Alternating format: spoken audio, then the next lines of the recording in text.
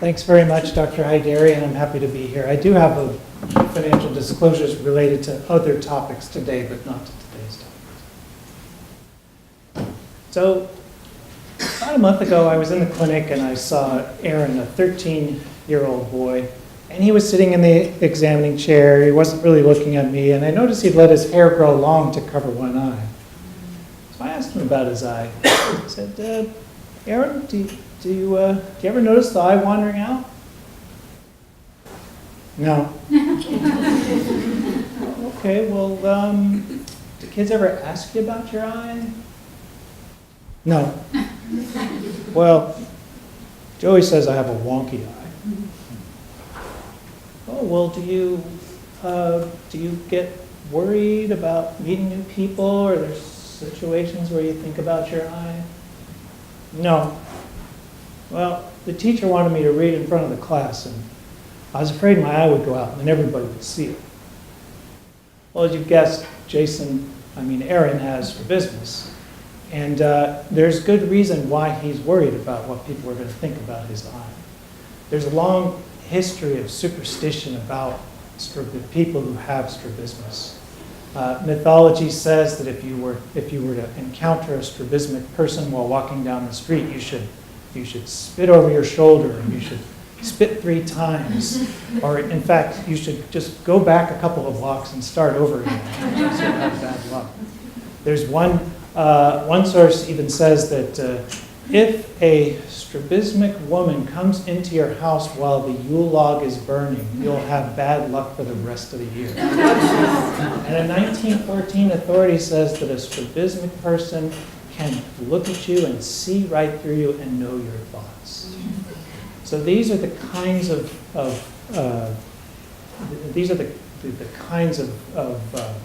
superstition that people deal with. Strabismus can affect can have effects on emotion. So what I want to talk to you today is about the profound effects that strabismus has on social, emotional, and functional development, and how you can have an impact by making the proper referral at the proper time. So before we understand, to try to understand about what happens when strabismus is, when things go wrong, let's talk for a moment about when things go right.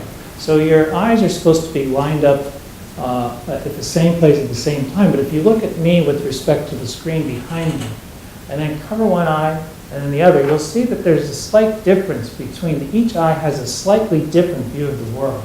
Now, that doesn't work if you're watching on video, and so I also took a picture first with the right eye and then with the left eye, and that you see that each eye has a slightly different view of the world, and the brain takes those differences and calculates them into a binocular perception of the world around.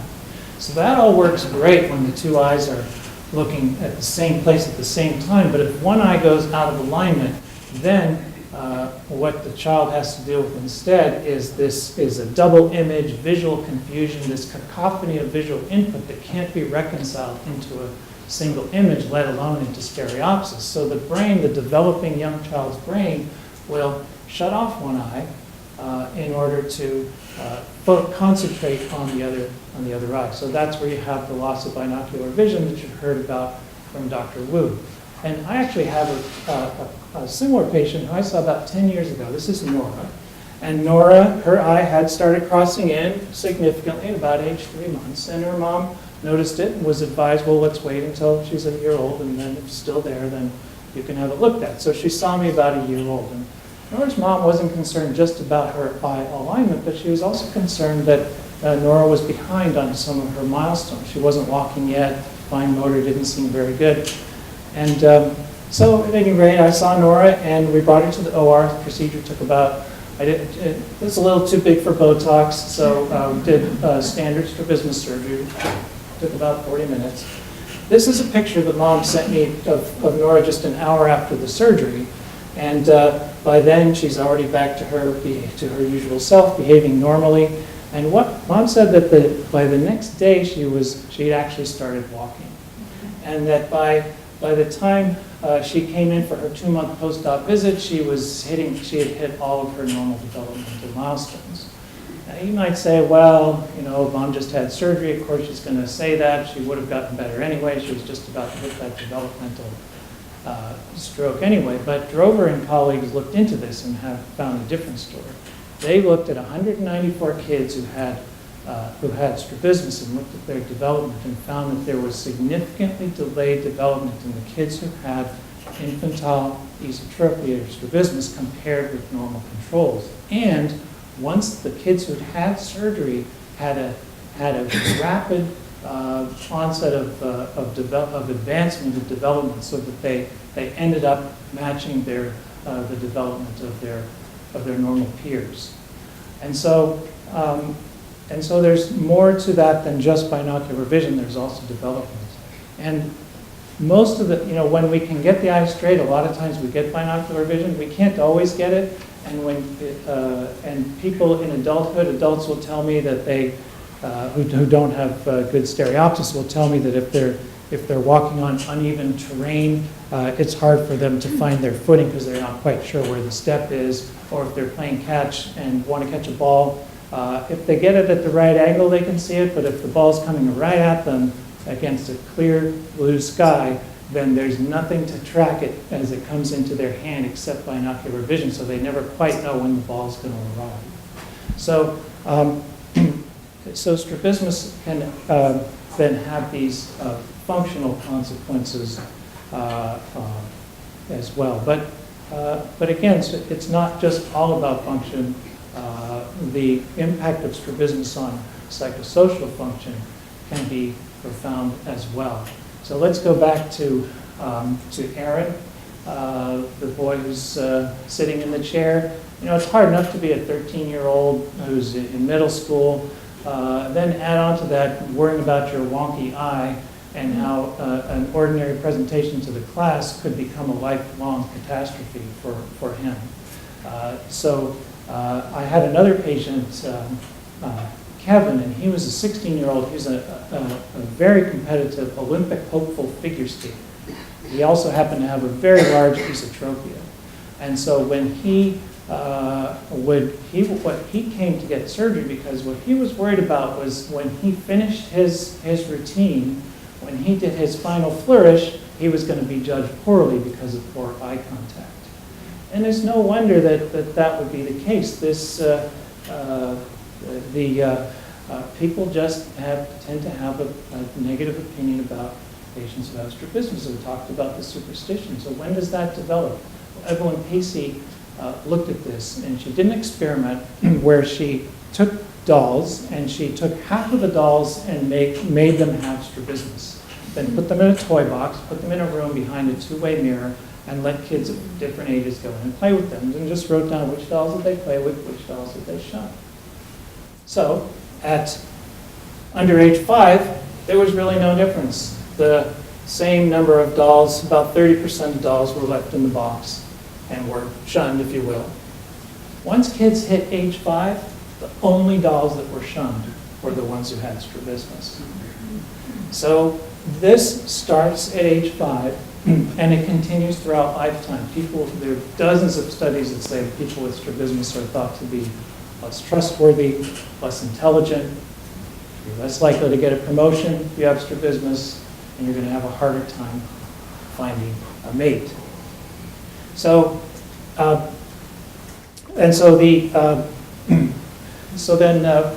what can we do then about this strabismus? We know that time is of the essence, and we want to try to correct this as soon as we can.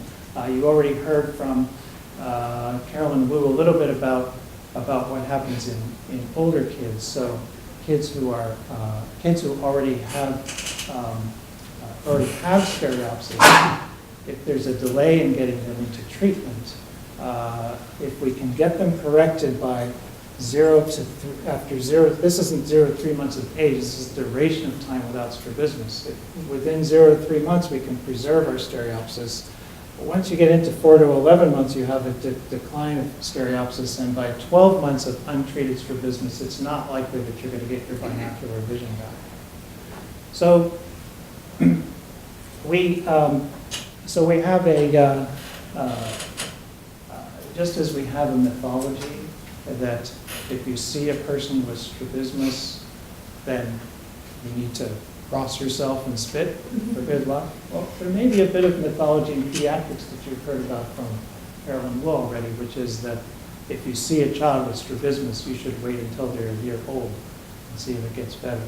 That's not true. We want to see kids when they're 6 months old, even 4 months old, and have a large anal strabismus. We want to see them when they're 6 years old and they've developed an acute strabismus. We want to see them when they're 16 years old and want to get a prom date. And we want to see adults when they're 60 years old and they're trying to teach a class and want to be able to call on a student through normal eye contact. So what I hope that I've been able to share with you is that strabismus can have profound both functional and psychosocial consequences, and that you can make a difference by making the correct referral at the right time, and take care of kids like Nora, it's now 10 years later. She had her surgery and she never looked back. Like Kevin, who now has straight eyes, so he can focus on his ice contact rather than his eye contact. And then for Aaron, who's scheduled for strabismus surgery and maybe a haircut later this month.